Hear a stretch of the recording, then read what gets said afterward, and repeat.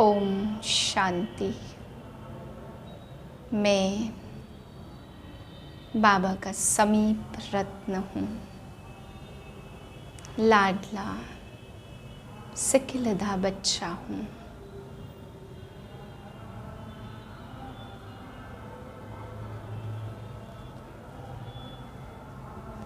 पच्चीस 9/2023 के महावाक्य हैं। आज बाबा हम बच्चों को जादूगरी बताते। बाबा कहते बाप ऐसा जादूगर है, तुम एक जन्म बलि चढ़ते तो मैं 21 जन्म तुम पर बलि चढ़ता। बाबा कहते हैं मैं ऐसा जादूगर जो बाप भी बन जाता तो बच्चा भी बन जाता हूँ। फिर बाबा समझाते कोई नए जिज्ञासु आते तो उनको फॉर्म ज़रूर भराओ। बाबा कहते अगर फॉर्म नहीं भरते हैं तो ये ज़रूर पूछो अपना नाम तो बताइए। फिर बाबा ने कहा आप कौन है वो भी पूछिए। फिर पूछना है फिर लौकिक शरीर के पिता का नाम, तो फिर आत्मा के पिता का नाम।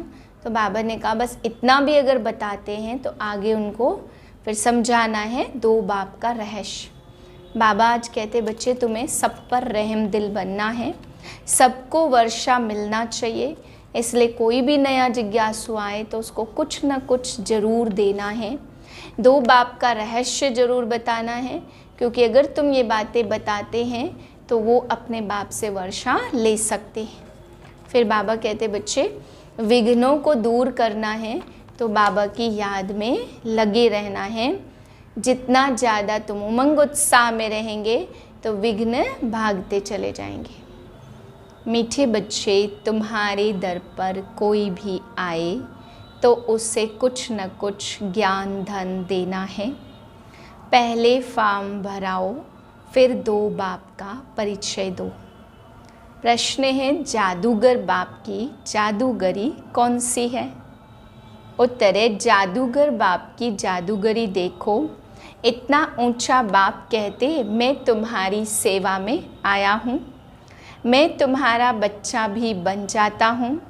तुम बच्चे जब मेरे पर बलि चढ़ो तो मैं फिर 21 जन्मों के लिए तुम्हारे पर बलि चढ़ूँ। यह भी वंडरफुल बातें हैं। बाप कितने प्यार से तुम्हें पढ़ाई पढ़ाते हैं, तुम्हारी सब मनोकामनाएं पूरी करते हैं। तुमसे कोई भी फीस आदि नहीं लेते।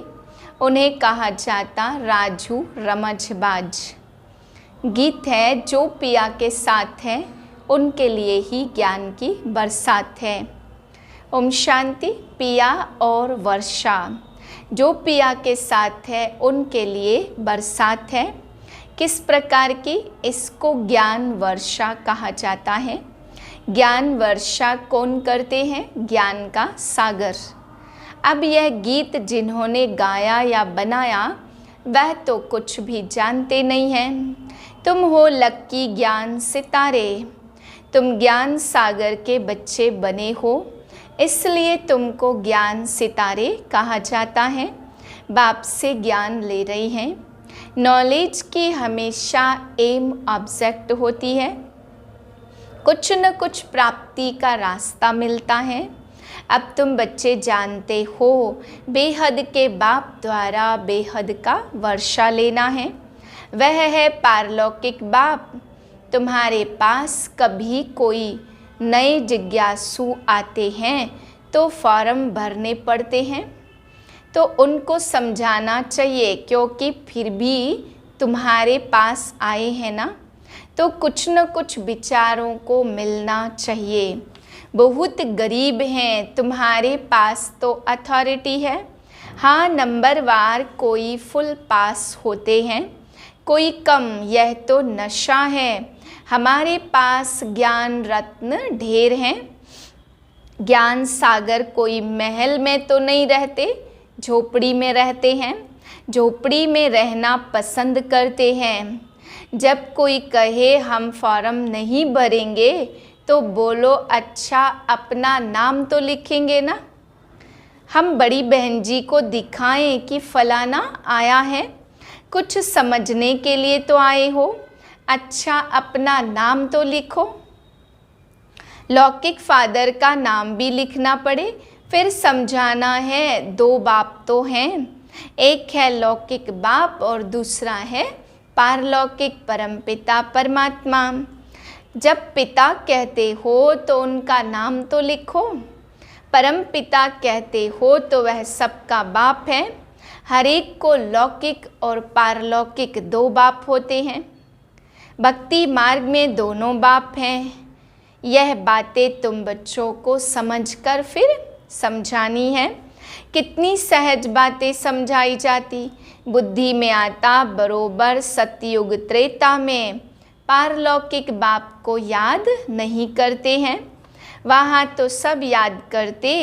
तो समझाना है, लौकिक फादर का नाम लिखा, अब पारलौकिक फादर का नाम लिखो। सब जीव की आत्माएं उस पारलौकिक बाप को याद करती हैं। वह एक ही है, जैसे आत्मा निराकार वैसे वह भी निराकार है। उनका तो कोई सूक्ष्म व स्थूल शरीर है नहीं, उनको सर्वव्यापी कह नहीं सकते। लौकिक बाप तो कभी सर्वव्यापी हो नहीं सकते। क्या सर्वव्यापी कहने से वर्षा मिल सकता है? फिर पारलौकिक बाप को सर्वव्यापी क्यों कहते हो? पारलौकिक बाप को इतना सब याद करते तो जरूर उनसे वर्षा मिलना चाहिए। रचना को रचता से वर्षा तो चाहिए ना। ऐसे नई नई बातें समझाने से झट समझ जाएंगे। तुम अनुभव से बतलाते हो तो उस बाप से वर्षा पाने की युक्ति बताई जाती है। बाप है स्वर्ग का रचयिता। तुम जानते हो भारत जीवन मुक्त था, अब जीवन बंध है। दुख से लिबरेट करने वाला बाप ही है।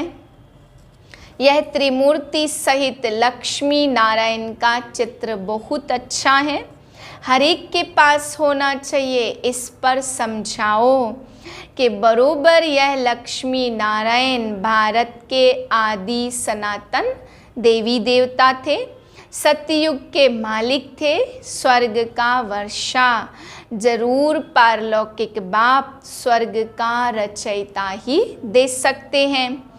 कोई फॉर्म ना भी भरे, लेकिन यह बात लिखाना तो सहज है ना। दो बाप हैं, दोनों से वर्षा मिलता है। लक्ष्मी नारायण अथवा उनके बच्चों आदि की कोई जीवन कहानी तो है नहीं। श्री कृष्ण के लिए कहते उनको टोकरी में ले गए, यह हुआ। अच्छा, इन लक्ष्मी नारायण को राज्य कहाँ से मिला? बरोबर आदि सनातन देवी देवताओं का राज्य था। इसमें पहला नंबर है लक्ष्मी नारायण। उन्हों को यह वर्षा किसने दिया? यह प्रजापिता ब्रह्मा भी बैठा है ना। यह वर्षा लक्ष्मी नारायण सामने खड़े हैं। फिर झाड़ पर ले आओ, यहाँ तपस्या कर रहे हैं राजयोग की, इनसे यह लक्ष्मी नारायण बनते हैं। तो यह समझाना कितना सहज है। लक्ष्मी नारायण के भक्तों को समझाना बहुत सहज है। अब अंदर कोई आते तो कुछ न कुछ शिक्षा देनी पड़े ना। तुम्हारे द्वारा इन वैश्याओं, भिलनियों आदि का भी उद्धार होना है, परंतु तुम्हारे में अभी वह ताकत नहीं है। बाबा ने समझाया, तुम अपने पति को भी भूं भूं करती रहो। स्त्री अपने पति से भी पूछ सकती है, तुम अपने लौकिक बाप का नाम बताओ। अच्छा, पारलौकिक नाम बाप का नाम बताओ, जिसको तुम घड़ी घड़ी जन्म बाय जन्म याद करते हो। जरूर उनसे कुछ जास्ती मिलता होगा। लक्ष्मी नारायण को याद करने से कुछ मिलता नहीं है। बाप आकर तुम्हारी कितनी सेवा करते हैं, बिगर मांगे तुमको पढ़ाते, कहते हैं आओ तो तुमको स्वर्ग में ले चले। सभी मनोकामनाएं पूर्ण करते। लक्ष्मी नारायण का भी चित्र है ना। पूजा लक्ष्मी की होती है। समझते हैं लक्ष्मी से संपत्ति मिलेगी। पुजारी लोग यह कुछ भी नहीं जानते, लक्ष्मी धन कहाँ से लाएगी।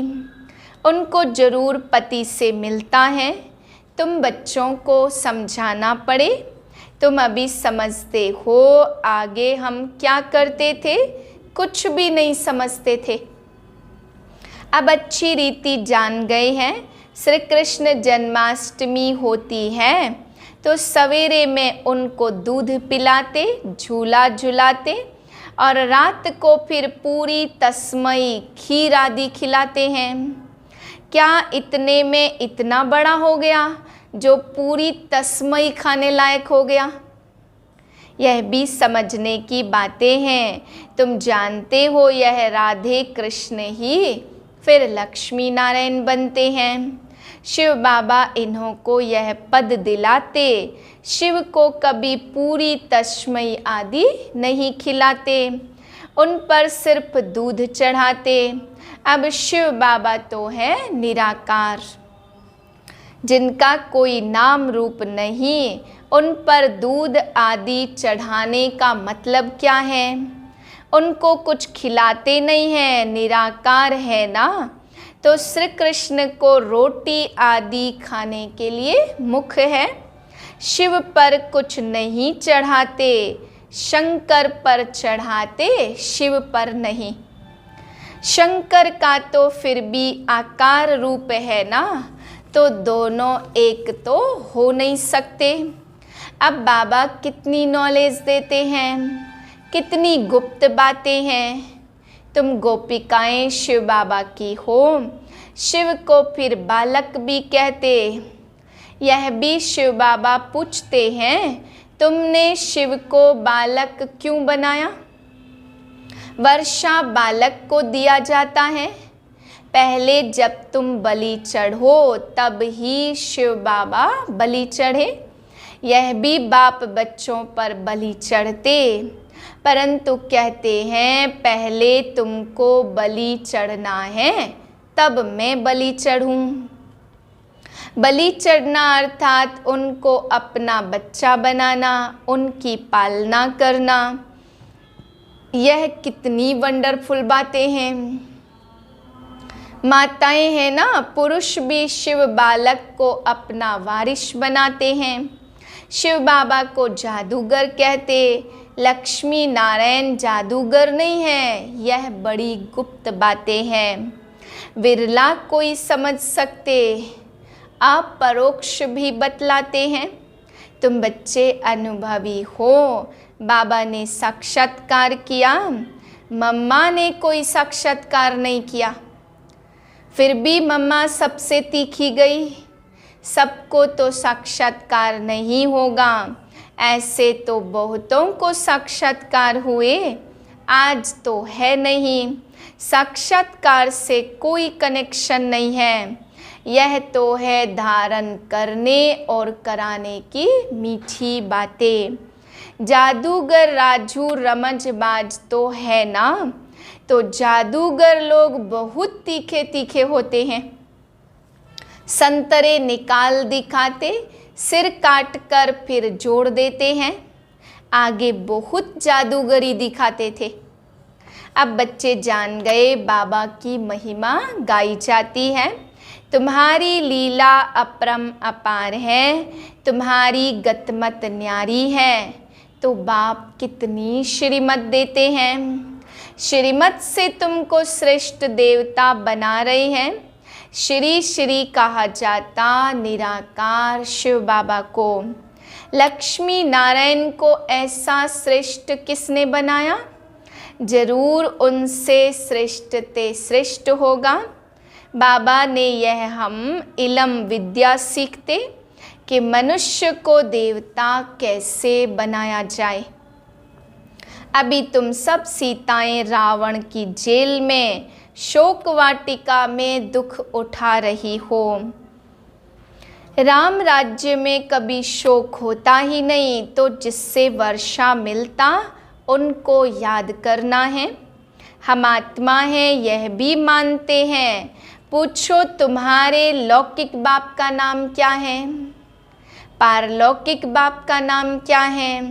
बाप तो सर्वव्यापी तो नहीं कहेंगे ना, तो बाप माना वर्षा। बेहद के बाप से बेहद का वर्षा मिलता, अब वह रावण से छीना हुआ है, इसलिए कहा जाता माया जीते जगत जीत। माया पर जीत पानी है, मन तो तूफानी घोड़ा है, खूब पछाड़ने की कोशिश करेगा। बाबा से अब तुम्हारी बुद्धि का ताला खोल दिया है, तुम राइट और रॉन्ग को समझ सकते हो, तुम समझा सकते हो। अब यह दुनिया बदल रही है। महाभारत लड़ाई तो लगनी है, उसमें सब विनाश हो जाएंगे। यादव मूसलों से अपने यादव कुल का विनाश करते हैं।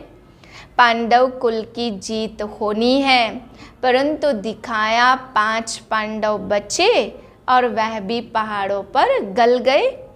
बाकी क्या हुआ? कुछ नहीं। राजयोग सिखाया तो कुछ तो बचे होंगे ना। प्रलय थोड़ी हो जाती, यह सब तुम जानते हो। दिखाते श्री कृष्ण सागर में पत्ते पर आया। श्री कृष्ण तो गर्भ महल में आते हैं, गर्भ जेल में दुख होता है। सागर तो गर्भ महल है, बड़े आराम से बैठा रहता। जन्म जन्मांतर से यह गीता का ज्ञान भागवत आदि सुनते आए, भक्ति मार्ग के धक्के खाते आए। अभी बाप तुमको 1 सेकंड में स्वर्ग का मालिक बनाते। इसको भावी कहते हैं, परंतु भावी किसकी? ड्रामा की भावी कहेंगे, बना बनाया ड्रामा है ना। मनुष्य तो सिर्फ भावी कहते रहते, समझते कुछ भी नहीं है। तो जब कोई आए पहले पहले यह बताओ कि 2 बाप हैं। पारलौकिक बाप स्वर्ग का रचयिता, उसने तो स्वर्ग का वर्षा दिया था। आज से 5000 वर्ष पहले स्वर्ग था, अभी तो नरक है, फिर तुम वर्षा ले सकते हो। अभी बेहद के बाप से वर्षा ले रहे हो। यह भारत यहाँ भगवान की जन्मभूमि है। तुम बच्चों को रहम दिल बनना है। कोई को भी यह समझाना तो बहुत सहज है। पारलौकिक बाप की पहचान देनी है। पारलौकिक फादर एक ही बार आते हैं, उनकी याद से हम स्वर्ग का वर्षा ले रहे हैं। बहुत सहज है। ऐसी ऐसी बातें अच्छी रीति धारण करो और कराओ, समझाओ, दान करो। पारलौकिक बाप स्वर्ग की राजाई देते हैं। लक्ष्मी नारायण को दी है ना। इस सूर्यवंशी लक्ष्मी नारायण का बाप कौन है? हम आपको बताते हैं, स्वर्ग की स्थापना करने वाला फादर अब उन्हों को स्वर्ग की राजाई दे रहे हैं। बाकी आशीर्वाद क्या करेंगे? अच्छा मीठे मीठे सिक्के लधे, लक्की ज्ञान सितारों प्रति, मात पिता बाप दादा का नंबरवार पुरुषार्थ अनुसार याद प्यार और गुड मॉर्निंग। रूहानी बाप की रूहानी बच्चों को नमस्ते। हम रूहानी बच्चों की रूहानी बाप को नमस्ते। धारणा के लिए पहली पॉइंट, राइट और रॉन्ग को समझ बुद्धि बल से मन रूपी तूफानी घोड़े को वश करके माया जीत जगत जीत बनना है, हार नहीं खानी है। दूसरी पॉइंट, शिव को बालक बनाकर उनकी पालना करनी है, अर्थात पहले उन्हें अपना वारिश बनाना है, उन पर पूरा बलि चढ़ना है। वरदान उमंग उत्साह द्वारा विघ्नों को समाप्त करने वाले बाप समान समीप रत्न भव।